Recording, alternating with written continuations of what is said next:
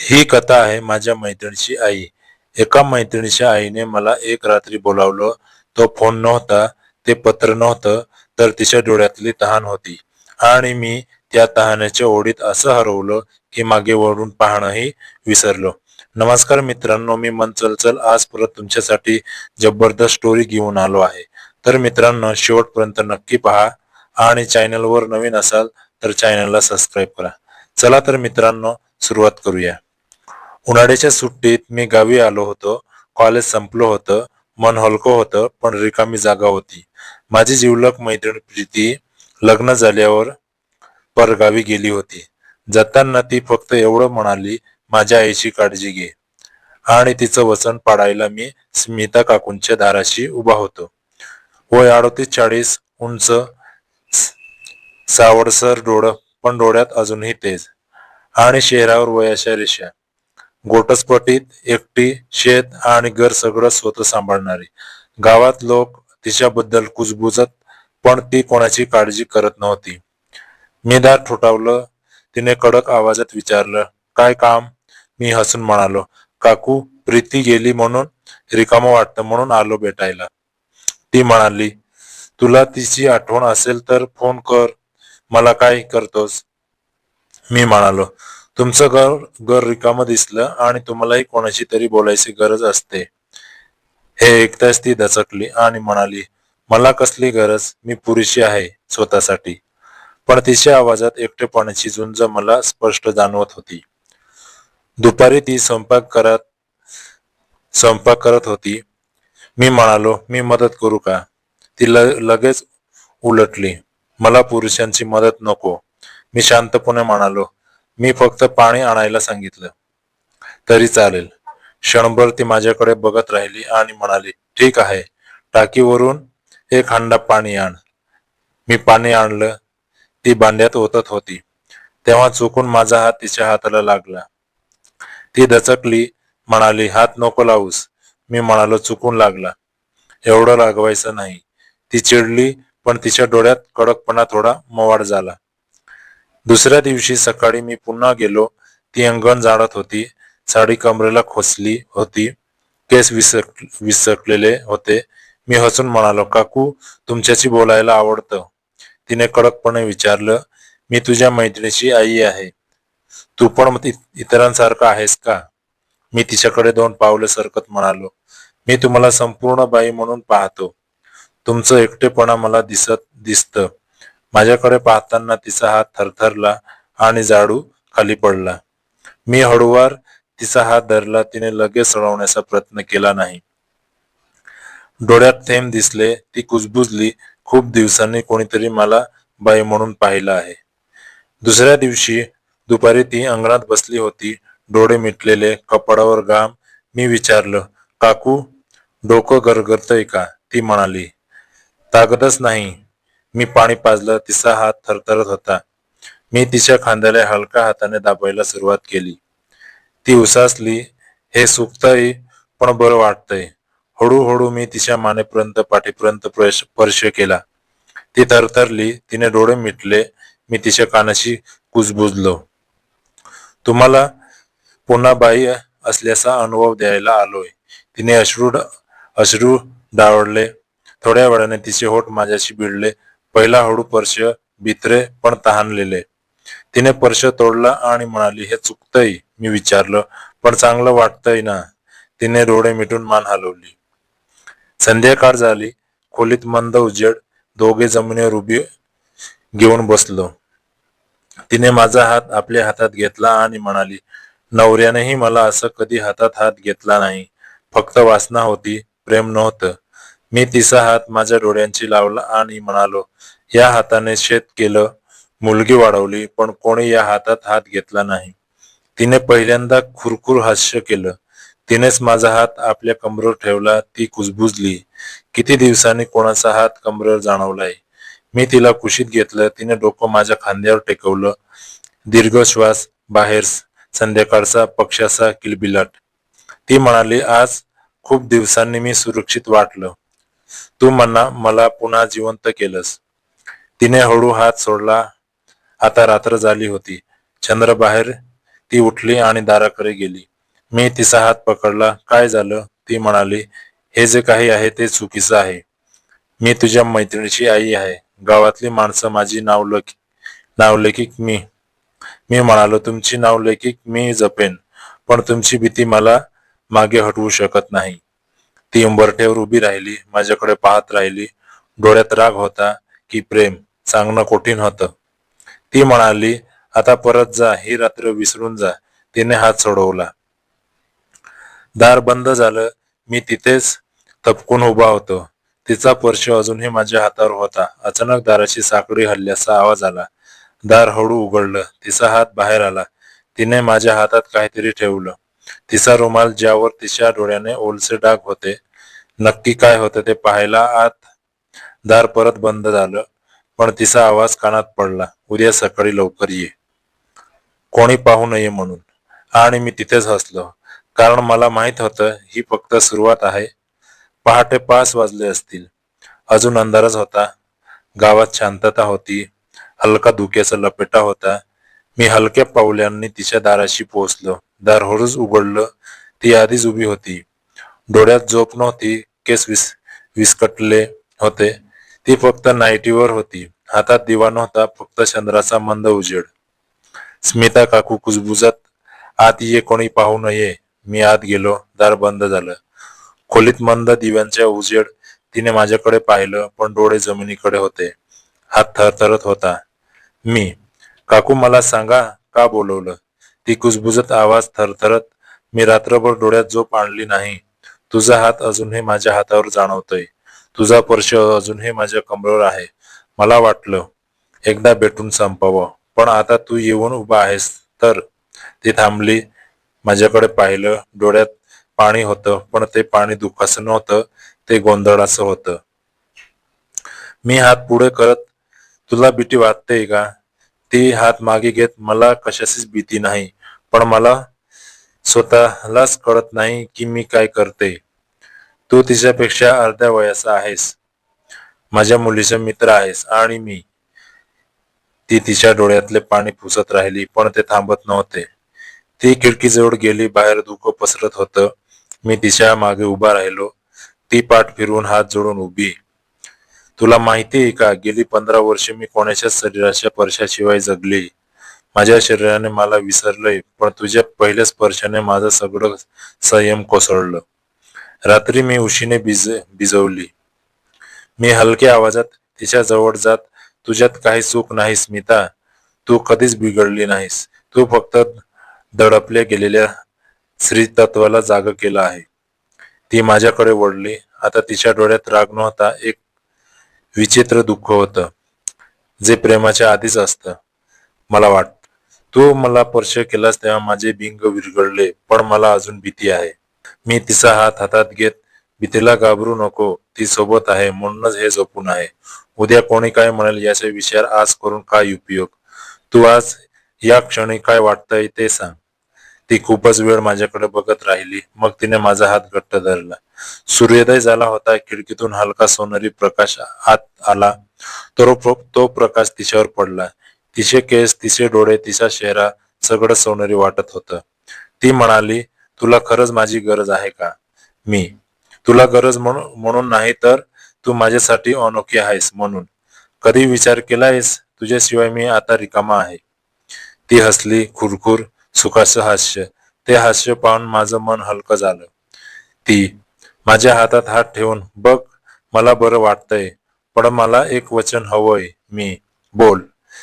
ती, हे दोघांच्या दरम्यान असेल, कोणाला कळू नये. आणि ही फक्त मनाची जवळीक आहे, शरीर फक्त.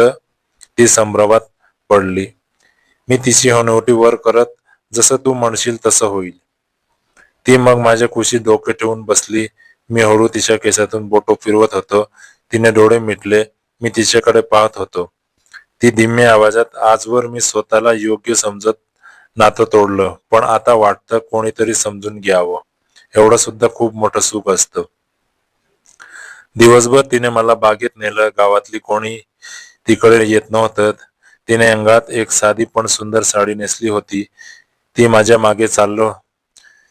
मी तिच्या मागे चाललो होतो. तिला पल्ला वाऱ्यात उडत होता. ती बोलताना पुढे न बघता, तू शहरात परत जाणार आहेस ना? कॉलेज परत सुरू होईल. मी हलक्या स्वरात, हो, पण मन इथेच राहील.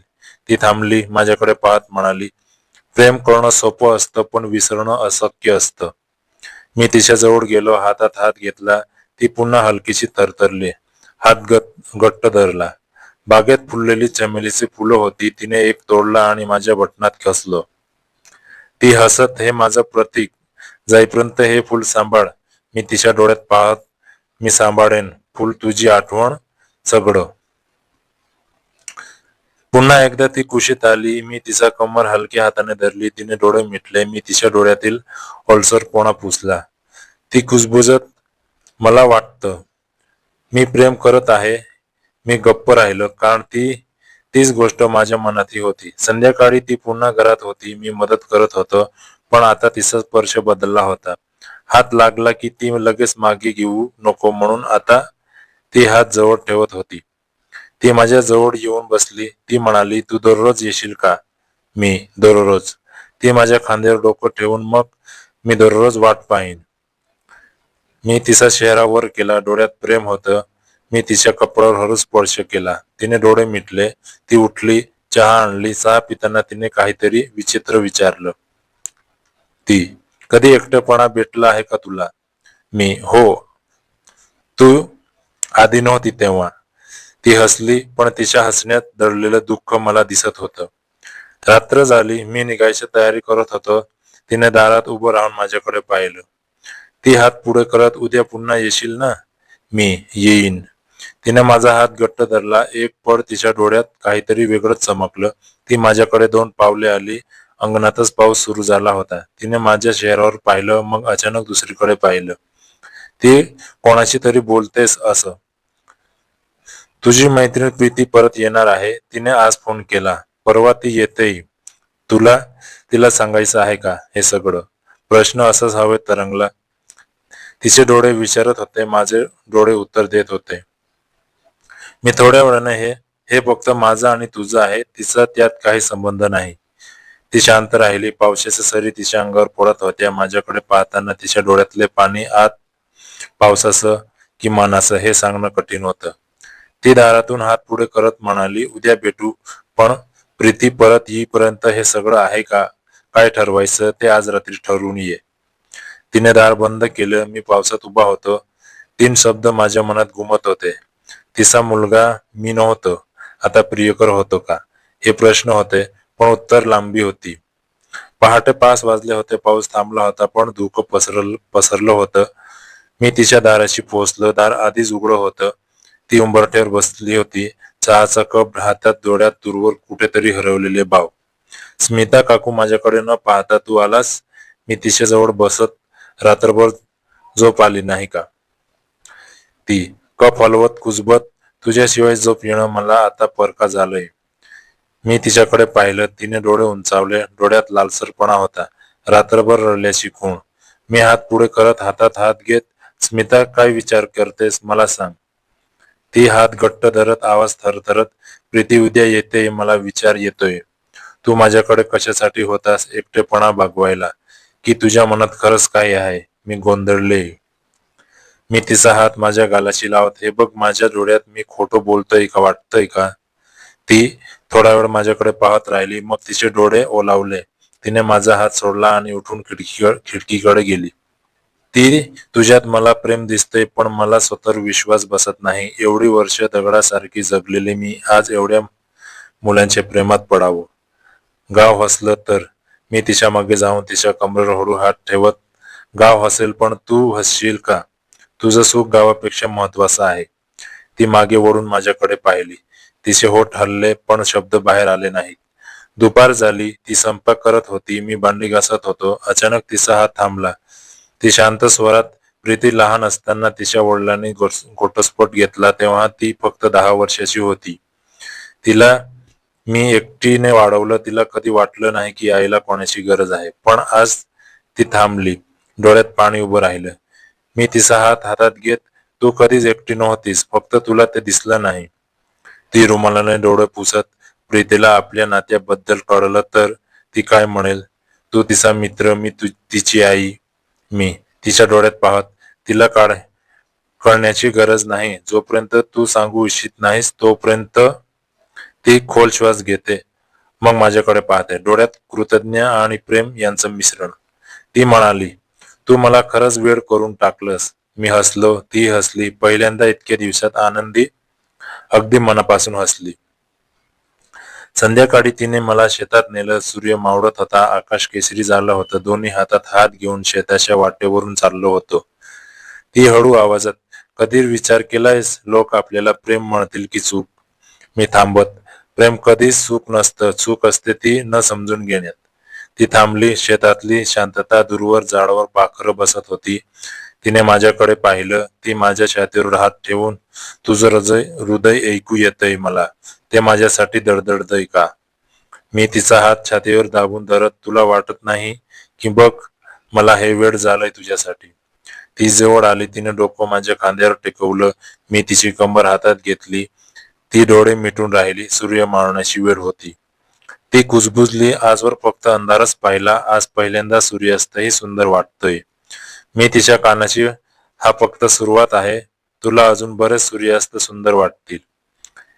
ती क्षणभर माझ्याकडे पाहते, मग ती हळुवारपणे माझ्या ओठावर स्पर्श करते.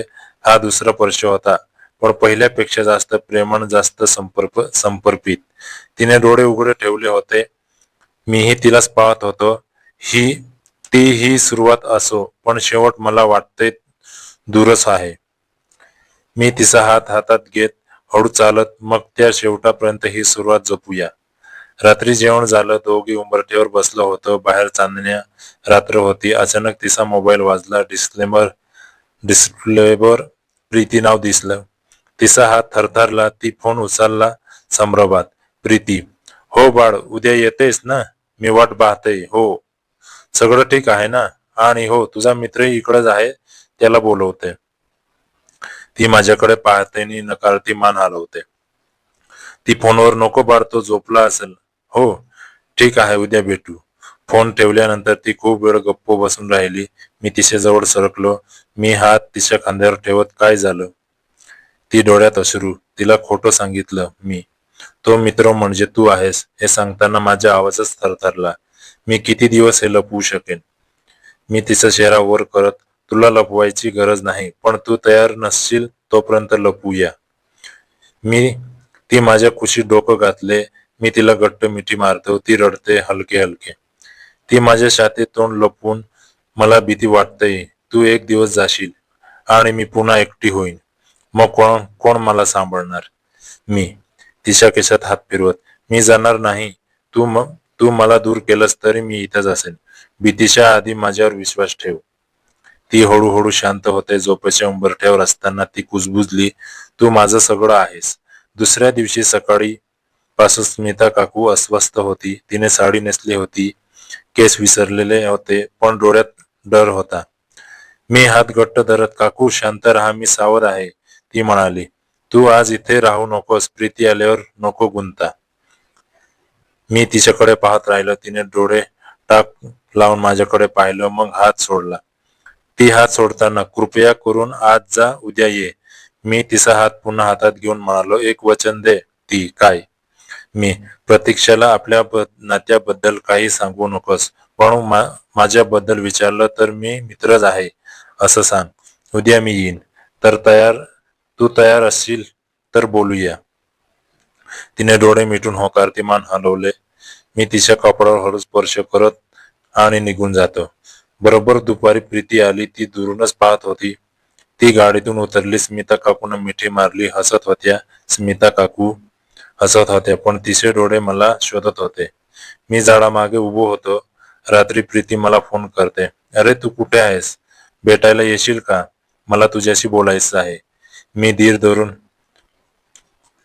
सांग, काय बोलायचं आहे? प्रीती गंभीर स्वरात, माझ्या आईच्या डोळ्यातले भाव बदलले आहेत. ती कधी अशी हसत नव्हती. ती तुझ्याबद्दल विचारते. खूप. मला वाटलं, नको, तसं काही तरी आहे का? प्रश्न हवेत तरंगला. मी शांत राहिलं.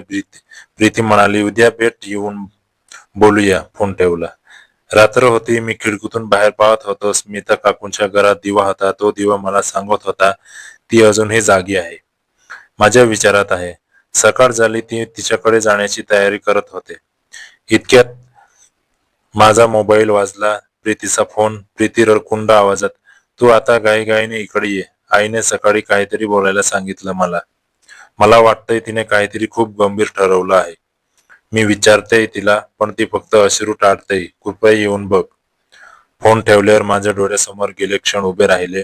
तिचा हातात हात, तिची कुशीतली ऊब, तिचं तू माझं सगळं आहेस हे शब्द. आणि आता तिने काय ठरवलं, मला सोडून जाण्याचं, की आपलं नातं प्रीतीला सांगून मोकळं व्हायचं.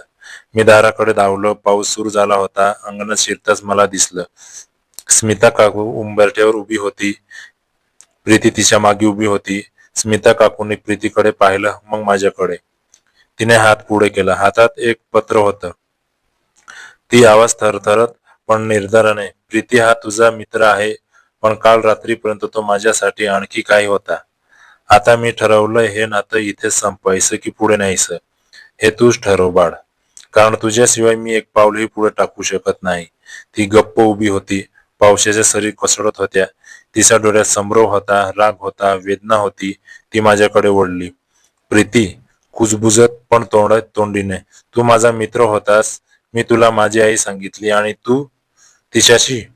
ती थांबली. शब्द थांबले. डोळे ओलावले. तेवढ्या स्मिता काकू पुढे सरकली. तिने प्रीतीच्या डोळ्यातील अश्रू पुसले आणि म्हणाली, प्रीती, ही चूक माझी आहे. त्याला दोष देऊ नकोस. पण आता या नात्याला नवी दिशा हवी.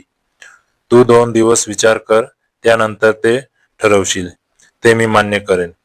प्रीती काहीच न बोलता घरात गेली. स्मिता काकू माझ्याकडे पाहत राहिल्या. डोळ्यात प्रेम होतं, पण हातात हात घेण्याचं धाडस नव्हतं. ती म्हणाली, आता मी तुला भेटू शकत नाही. प्रीतीच्या निर्णयाशिवाय तू परत जा. तिसऱ्या दिवशी ये. दार हळू बंद झालं. मी पावसात उभा होतो. तिचे शेवटचे शब्द कानात घुमत होते. तिसऱ्या दिवशी ये. मी हात वर केलाच तोच दार उघड. प्रीती उंबरठ्यावर उभी होती.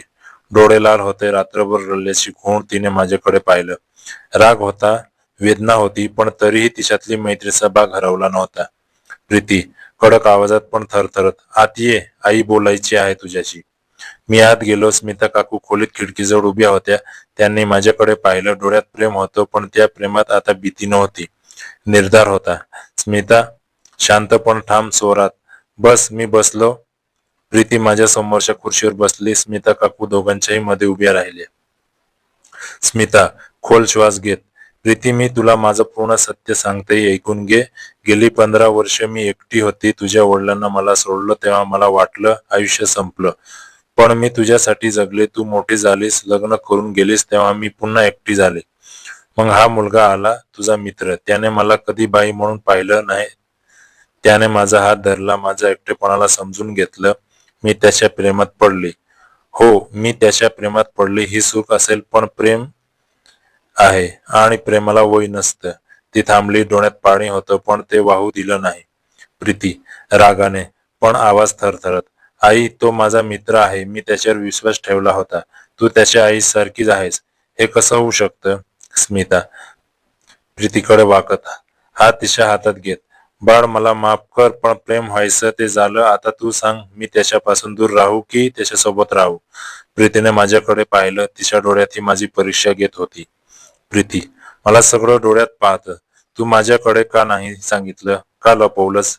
मी शांतपणे पण खुरखुर, कारण मी तुझ्या आईचा आदर केला. तिचा एकटेपणा मी बघितला. तो दूर केली होतीस. तिला कोणी नव्हतं. मी तिला एकटी सोडू शकलो नाही. पण तुला दाखवण्याचा माझा हेतू नव्हता. मी तुझी मैत्री गमवू इच्छित नव्हतं, पण तिचं प्रेमही सोडू शकलो नाही. प्रीतीने डोळे मिटले. एक अश्रू तिच्या गालावर रंगला. प्रीती, कुजबुजत, तू माझा सर्वात चांगला मित्र होतास. आता मी काय करू? स्मिता, प्रीतीच्या खांद्यावर हात ठेवून, बाळ, एक गोष्ट लक्षात ठेव. प्रेम करणं ही चूक नाही, पण नात्यांना मर्यादा असतात. मी तुझी आई आहे, तो माझा मित्र आहे. या 2 नात्यांना एकत्र आणणं तुला पटेल का? प्रीती, रडत, मला कळत नाही. मला वेळ हवा. मी उठून प्रीती समोर हात जोडत, प्रीती, मी तुझी मैत्री गमवू इच्छित नाही, पण तुझ्या आईशिवाय मी जगू शकत नाही. हेही सत्य आहे. आपण तिघी मिळून जगू शकतो का? समाजाला काय म्हणायचं ते म्हणू दे. प्रीतीने माझ्याकडे पाहिलं. तिने आईकडे पाहिलं. खोलीत शांतता पसरली. फक्त पावसाचा आवाज होता. प्रीती उठली. ती खिडकीकडे गेली. बाहेर पाऊस कोसळत होता. बराच वेळ ती शांत उभी राहिली. मग ती मागे वळली. प्रीती, आवाजात निर्धार पण ओलसर डोळे.